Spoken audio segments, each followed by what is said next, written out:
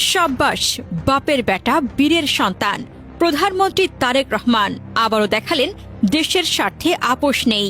বকেয়া air navigation charge দীর্ঘদিন পরিশোধ না করেই বাংলাদেশের আকাশসীমা ব্যবহার করে আসছিল ভারতীয় সাশ্রয়ী বিমান সংস্থা স্পাইস জেট।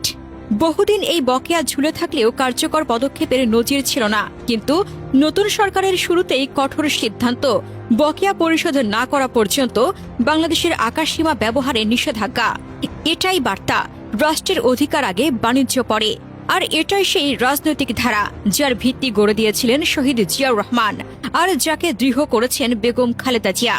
এই ধারার মূল কথা, বাংলাদেশ কারো গোলামি করে না, দেশের স্বার্থই সবার আগে।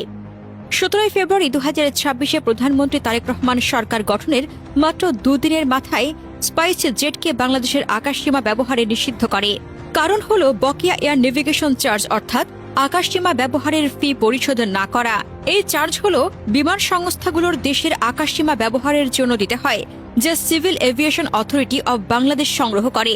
স্পাইস জেট এই ফি না দিয়ে বছরের পর বছর দেদারসে বাংলাদেশের আকাশসীমা ব্যবহার করে আসছিল, বিশেষ করে কলকাতা থেকে উত্তর পূর্ব ভারতের ফ্লাইটগুলোতে। ফলে তাদের ফ্লাইটগুলোকে এখন লম্বা রুট নিতে হচ্ছে, যা ফ্লাইং টাইম 30 মিনিট বাড়িয়েছে এবং ফুয়েল খরচ বাড়িয়েছে।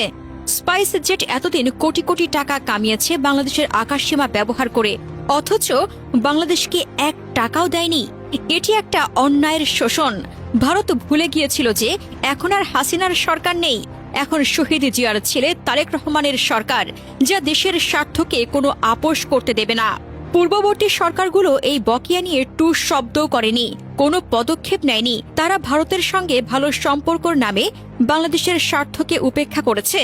স্পাইস জেটের মতো সংস্থা বছরের পর বছর বিনা ফিতে আকাশসীমা ব্যবহার করে লাভ করেছে, আর বাংলাদেশ হারিয়েছে কোটি কোটি টাকা। এটি একটা জাতীয় লজ্জা ছিল, কিন্তু তারেক রহমানের সরকার আসতেই সব পাল্টে গেল।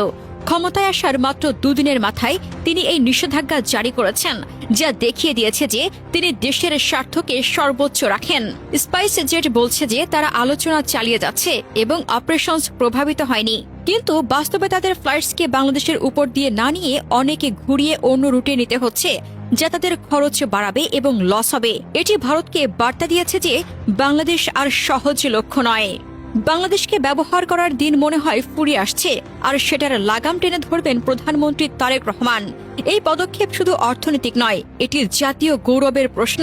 পূর্ববর্তী সরকারগুলো ভারতের চাপে বা সম্পর্কর নামে দেশকে শোষণ করতে দিয়েছে, কিন্তু তারেক রহমান দেখিয়েছে যে বিএনপি সরকার স্বাধীনতা ও সার্বভৌমত্ব রক্ষায় কোনো ছাড় দেবে না। এটি অন্যান্য বিদেশি সংস্থাগুলোকেও সতর্ক করবে যে বাংলাদেশের সঙ্গে ব্যবসা করতে হলে নিয়ম মানতে হবে। এই সরকারের শুরুতেই এমন আগ্রাসী পদক্ষেপ দেখে বোঝা যায় তারেক রহমানের নেতৃত্বে বাংলাদেশ একটা স্বনির্ভর শক্তিশালী দেশ হিসেবে উঠে দাঁড়াবে। জিয়া পরিবারের ঐতিহ্যই এমন, দেশ প্রথম, গোলামি নয়।